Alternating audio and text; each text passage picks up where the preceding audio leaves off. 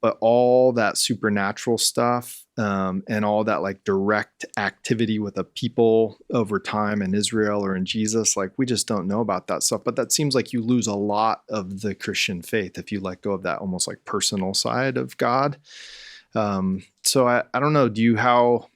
As a scientist, how do you hold together that kind of more big picture, abstract God of the cosmos with this personal God of the Christian faith? Yeah, it's a great question. I mean, I think for me, the science and the cosmos and everything, it points to, yeah, a creator, a God, right? And then I think in terms of the personal God and the God of the Bible being the true accurate representation of that God, that to me comes through really other things. You know, I think that there's aspects of that written into science, like I talked about with like wave particle duality, I think being very um, significant in its image, that similarity with who Jesus was and different things. Like I think there's aspects of that written into nature, but by and large, like our God is a personal God, a relational God. And so knowing him and understanding him comes through that personal relationship, you know?